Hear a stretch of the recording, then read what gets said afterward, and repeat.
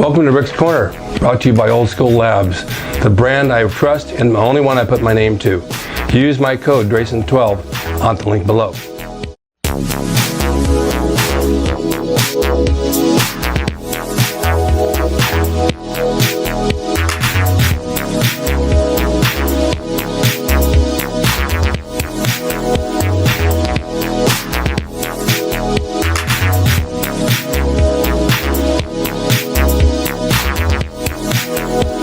Welcome to Rick's Corner. The man, the myth, the legend.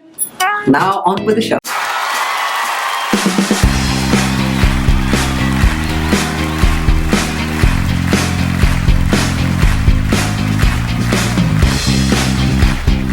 Welcome to Rick's Corner. I've been bringing on various guests, and you guys have liked everybody I brought on, and you're going to like this guy even better than any of them because he's a super guy. He knows how to train. He's in great shape. He's a good friend, and he has a lot of knowledge, and I want to share it with you. His name is Chuck Norman, and we've known each other for several years. Yeah, 20 years. Has it been that long? Yes. I'm just as good looking as I was the first day we met, right? Absolutely. Oh, Even better. Even better. All right. I remember once I saw you on an audition over on La Brea, but we didn't even know each other, but it was an audition for a commercial. Mm-hmm. And you were doing stunts and acting, both. Yes. Well, let's go way back in the beginning. You played basketball? Yes. Back in college in Ohio. Yeah. And then I came out here after college. I didn't get drafted. So I stopped playing basketball altogether and got into bodybuilding. Yeah. But you had some boxing too. And boxing, yes. What was the deal with the boxing? Boxing, I started for. I actually got into it training for the Tyson movie, the HBO Tyson movie. Oh, really? Yeah. And I played Tony Tucker on that. So you look like Tony Tucker. Well, Tony Tucker's a mother. You know what? No. Minus the wig and all that. Yeah. But so I got into it heavily then, and then I just continued it with throughout the years. Oh, good. And you still like spar a little bit? Yes. How come you never took me on? You afraid of me? Again, terrified. All right, so you got into bodybuilding at what age? I was about right after college when I came out here, probably about 23. And you got hooked on it? I loved it. I always had a desire for it. When I was a kid, I grew up looking at the muscle magazines, Joe Weider muscle magazines, and Lou Ferrigno. I was a big fan of Lou Ferrigno and Arnold Schwarzenegger and Robbie Robinson, and I remember seeing you and all the guys, Albert Beckles, who now I'm friends with, which is ironic. Yeah. And that, but playing basketball, it kind of didn't correlate. Right. They didn't want us lifting weights back then. They thought it was a different mindset back in the 80s when I played. And so after that career was done, I came out here, and everything was basically physical fitness and how you looked and what have you. Totally. So I got into that. I went to a small gym over in Reseda called Miller's Gym. Sure, I trained there. And met with some like old school hardcore bodybuilders. And some Hells Angels. Yes. And they're coming in no shirts and curling 90-pound dumbbells. I'm surprised you didn't see there because I trained at Miller's. I used to go like 9:30 in the morning. It was a nice little gym. Yeah. Tim's a good guy. Taught me a lot of stuff. Yeah. About bodybuilding and whatever, and working out, and so then I kind of got sidetracked because I started getting into stunts, and then competing in stunts kind of didn't go together because they didn't want me that big. Right. So my one of my agents told me I either had to choose between bodybuilding or stunts. Yeah, I know they do that. And they said, "What, you want a trophy or do you want a check?" Exactly. I chose a check. Absolutely. How tall are you? 6'3.5". And you weigh what? Right now, about 288. Okay, and when you started bodybuilding, what'd you weigh? 185 pounds. So you gained a lot of muscle. Yeah. Did it come on easy? No. It took me, wow. It took me forever just to get to 200 pounds. Did and it? then once I got to 200, it took me about another year and a half to get to 225. That I thought I was going to max out, but then I got a bodybuilder and I said, okay, let me get to 250. And back in the day, 250 was big at bodybuilding. Sure it is. And then all of a sudden, I grew almost over. I think my highest was 315. I got to 315 pounds. And how'd you gain the weight? Eating, supplements, other stuff. Just training really super hard and heavy. Training heavy. Okay. Supplements come into play, and we know there's good supplements and there's under-the-table supplements. Right. The end-of-the-table supplements are okay to a point, but at a young age, you don't really need them. No, not at all. I totally, when kids ask me, or when even young adults ask me about certain things, I totally say no. Do it naturally. Just for the basis of getting your foundation. Exactly. Your muscle foundation. People want to get big just like this. It's not that easy. You have to get a foundation first. No, I trained at the YMCA, and I remember my 300 bench, and I never took it. I didn't know what anything was. I just drank a lot of milk and ate a lot of meat and cheese sandwiches, and I did the powerlifting, which gave me a base for building muscle, just like with you. You build it up, and then you build it up a little bit more, and then you diet down a little bit, and you just let it grow until when you get a little bit older, you can start taking things so your body doesn't produce it. But at a young age, anywhere between 20 and 30, your body's still like jamming that stuff, you know. So, but I mean, you train hard. You train heavy? I don't train as heavy as I used to because I'm older now. Older than what? I'm 46 now. So when I was younger, I trained super heavy on everything. Yeah. And I would do 500 bench press. I would do 700 squats. Yeah. Just 315 pound shoulder presses. Right. Curling. That's a lot of weight. Yeah, I would curl 90 pounds, 100 pounds. I just tore my bicep recently. Just a year ago, I was still curling around 90 pound dumbbells. That's a lot of reps. That's a lot of weight. It's a lot of pressure on your joints. It's a lot of pressure. Yeah. And for the viewers out there, you're friends with Rich Piana, of course. Of course. You're friends with Dave Half. Yep. We all train together at Golds, and we all know each other for many, many years. And Rich and Dave both, and myself, we've always said that we trained heavy back in the day. My best bench was like 455. I don't know if I can even do 200 now. I don't even try. Oh, yeah. But it doesn't always have to be heavy. No. These guys are training lightweight and doing a lot of reps. I don't train heavy at all anymore. At all. I do light. I mean, guys look at me. I'm curling 25 pound, 30 pound dumbbells. Right. And they're looking at me like, "How'd you get that big doing that?" I know. And I'm just maintaining now. I'm doing the same thing. I do the 20s and 25s, maybe the 30s. I used to do the 60s, 65s. And I thought, how did I ever do that? Because I know I can't do it. I can't do it. Think about doing No, it's going to kill my bicep. I'm probably going to rip it like I did my tricep, and that's going to be it. And so you're training how many days a week? I train about 6 days a week still. How do you split your body parts up for you guys out there that want to know? I do one body part per day. I do like a chest on Monday. Yeah. Shoulders on Tuesday. What do I do? Back on Wednesday. Legs on Thursday. Take off Friday, and then I do arms on Saturday. That's it. And you get a lot of rest. I nap every day. I sleep a lot at night. Yeah. Sleep a lot at night? I sleep a lot. I have no social life. No social life at all. That's right. Sleeping's better anyway. Yeah, sleep is the best for you to grow. The old days, years ago when I started training, it was work every body part 3 times a week. 3 sets of 10, 3 times a week. And Steve Reeves and all those guys, they grew on it. I mean, they really did. They'd do Monday, Wednesday, and Friday, and rest Tuesday, Thursday, and Saturday. That's just the way it was. And then it evolved over time. It was twice a week, 6 days a week. You trained each body part twice a week, and a lot of guys once a week. I've tried both, twice and once.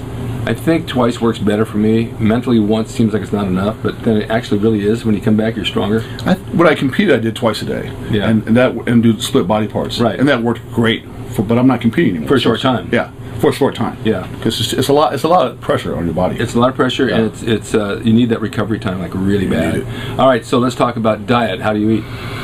Other than ribs with me at Tony Roma's. I try to eat about 75% clean. Yeah. So a lot of times I eat bad, a lot of fast foods. I do. Yeah. I have a high metabolism, fortunately, so I burn a lot of body fat naturally. The fast foods, if you eat them properly, they're really not that bad. You can go to Carl's Jr. and get that grilled steak. A grilled chicken breast. You don't need the bread. They have a salad bar. You can get that and a baked potato, and you've got a good meal.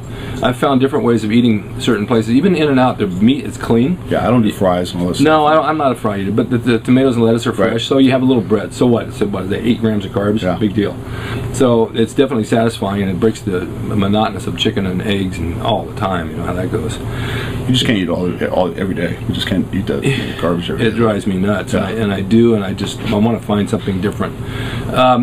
So you take supplements along with a protein supplement of any sort, or any like CLA or any of the outside No, stuff? I take do a protein shake in the morning. Yeah. And one in the afternoon. That's it. It's all really simple. It's simple. I keep it simple. Oh, that's good. I do a potassium supplement so I don't cramp up and stuff like that for my muscles and liver enzymes every once in a while. But no, I never really. Even when I competed, I didn't take a lot of supplements. No. I found I was low on vitamin D, so I started taking vitamin. My girlfriend brought it. You take the vitamin D. I don't know what it does for me, but I don't know how I could be low as a sun worshiper, but it came up low. But I do the protein twice a day, and then I do the amino acids with it, and the CLA for burning fat. I like the hyaluronic acid for skin and nails. I also like. I take that. Some sort of a nitro burn. It's an energy starter when you train, just to perk you up a little bit. I like that. It's okay. Yeah, every once in a while I try to do that. You know what? It's funny. I drink, which a lot of people won't probably agree with this. I drink a lot of milk. Do you? Tons of milk. Because it was always a no-no. Yeah, I drink tons of milk. I drink probably a gallon of milk like every 2 days. Do you really? Yeah. Keeps your weight on. Yeah. I love the taste of milk. The old school bodybuilding method, when I came out to Muscle Beach back in the late 60s, was drink a quart of cream. It was Really? it was the Blair's. It was his formula. Blair's protein was like really good stuff. And you mix it with cream, and you make like a pudding out of it, and you eat it. And then the theory was the cream has full of fat for burning, and it has less carbs, and it has a lot of protein mixed with the protein. Oh. And so I'd see guys at the gym going to like IHOP and drinking out of the creamers just to save money. You know, they drink those creamers. Then they have the stuff you can light and set it on the fire. And the old school method really worked. I mean, you're familiar with the old school bodybuilding. I used to do a peanut butter and jelly sandwiches late at night with protein shakes. Yeah. With ice cream in it to gain weight. Yeah. And that's how I put a lot of weight on. Like Yeah. I would get up in the middle of the night, like 2 o'clock in the morning, and eat a peanut butter and jelly sandwich with a protein shake. God, that sounds good. Seriously. It was so good. It sounds good. I still do it once in a while. And you know, now you train people, and you know, there's a lot of trainers out there, and you and I see them, that really don't know what they're doing At all. So if you get back to basics, I have a book I wrote called Bodybuilding for Dumbbells, not Dummies, and it's basic stuff we did in the 70s, and it's on my website for $10. It just basically tells you how to train, because a lot of guys don't know how to train. But let's be honest about it, it's back to basics. It's, you know, a lot of trainers basically they train women like they train men, which you can't do. Right. And I always have the philosophy of everybody's completely different. Everybody's body's completely different. Right. And it's like you have a Ford, you have a Chevy, you have a European car. Right. You're not going to work on the engines the same because they're No all way. three different engines. No way. So everybody's body is completely different. Right. So I might train this woman completely different than I train this woman, or train this man completely than I train this man. Sure. Depending on their body and depending on how their body reacts to certain things. So I think a lot of times trainers get in the mission of just saying, I'll train everybody this way. Right. Or I have everybody do this one exercise. But it doesn't work for a lot of people. No, and you wouldn't go to the doctor and give everybody the same medicine for Exactly. They have to say Same something deal. different. You're keeping busy with the training?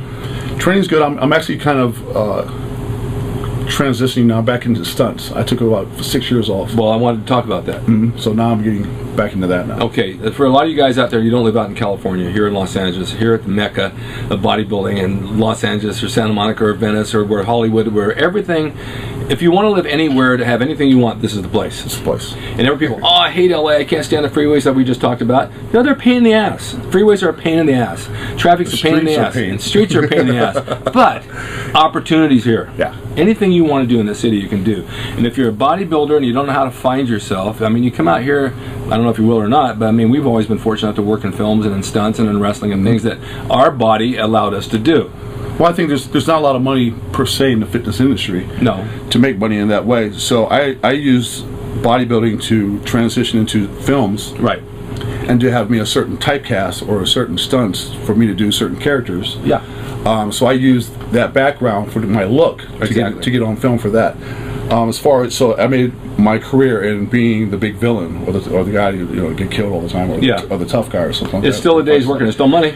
It's still money, but it's better than getting a trophy in a contest. Absolutely. I got some trophies up here somewhere. They're all broken, full of dust. Mine are back in Ohio. I'd rather have the residual checks come in. But it's, if you guys ever want to come out here and get into the film business, it's not that easy. You've got to know somebody. No, not at all. People ask me, how do you get an agent? How do you do the agent really doesn't do anything. It's who you know. And it's not even who you know, it's who knows you. Yeah, right. It's completely it's luck. It's who you know. Yeah. I was fortunate to have a very good mentor, Steve Buckingham, who passed away. I know Steve Buckingham. And got me into the business, and I met a lot of good people in Stunts Unlimited, Ron Stein, and just a bunch of Billy Lucas, a bunch of who was Arnold's stunt double. Right. And they brought me under their wing at an early age and taught me the business. And like I said, I owe it all to basically those guys who brought me in and taught me all that. So I wouldn't have never had a You're talking about Buck. Buck and I have a video together. Really? Yep. I was training at Steve Davis's gym, and he was spotting me on the 150 dumbbells for inclines, and he's making faces at all this stuff behind me. I said, "Who's that guy?" That's Buck, man. He's a good guy. He did me a lot of favors. Yeah. But it's it all, your body is what makes you money. It's your instrument.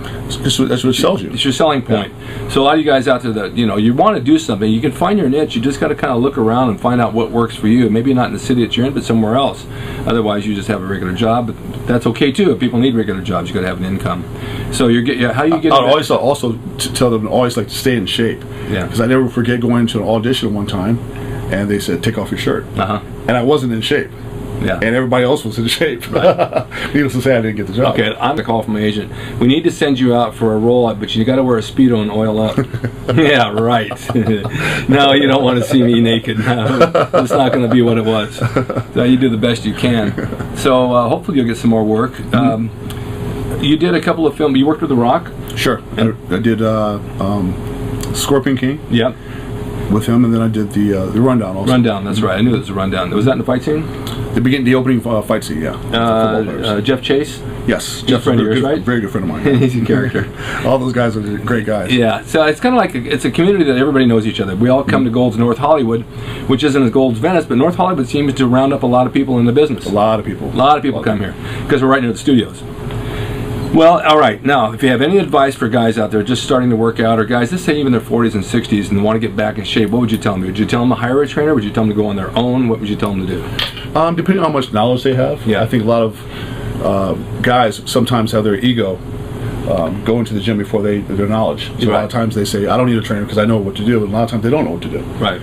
Or do it the proper way, Right. or get the fastest results possible. They can go in and work out, but if they're not doing certain things, they won't see the results quickly. Right. So I would say it's always good to hire a trainer just to get some knowledge, get some points, even if you just hire him for one time. Right. Just to get some points or get some things, pick his brain a little bit. Right.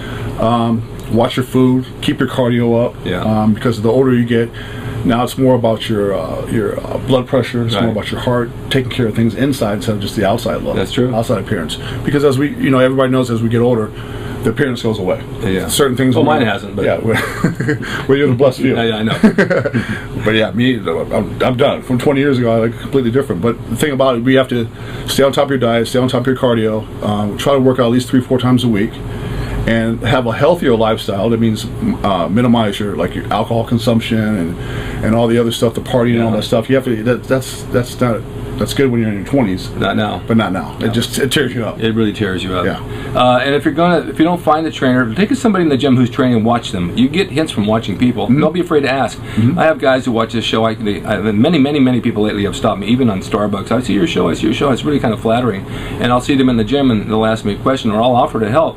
And it changes their whole workout around. So don't be shy. Just speak up and ask and they'll help you through your workout. Yeah, I never had a problem with somebody coming up to me asking me advice about something or saying, what do I need to do this? Right. Or how do I get a bigger chest or how to do this, whatever. And I have no problem telling somebody. Free. I'd rather see them do it right than hurt themselves. Well, I want to thank you for doing this. I appreciate this very warm, humid day out there. I put the fan on for you. I appreciate it. And we'll do another one sometime. But where can we find you, Chuck Norman, on the internet? I'm on my website is getfitwithchuck.com, and you can also find me at Gold's North Hollywood. And you can probably find me at Ralph's at Encino 3 times a day. I'm always eating. Yeah, and you can find me at Starbucks 10 a.m. any morning in the men's room reading the paper. Thanks for watching Rick's Corner. Stay tuned for more. We'll bring you more next week. All right, thanks. Hope you enjoyed the video brought to you by Old School Labs. Use my discount code Drayson12 on the link below at oldschoollabs.com. Hey everyone, now you can have the Gold's Gym logo drawn by me, the artist Rick Drayson. Personalized and made out to you and signed by me to frame and put on your gym wall or wherever you see fit to do so. It's a piece of bodybuilding history. It will never be duplicated again. It's the largest selling icon t-shirt logo in the world. And I'm the guy that drew it, and I will draw it for you. Just go to my website, rickdrayson.com, and order there. You can pay through PayPal, and it'll be sent out right away. And be sure to watch Rick's Corner for all the videos on bodybuilding, nutrition, fitness, pro wrestling, and anything that suits your interest as far as getting physically fit and being the best you can be from the golden era of bodybuilding.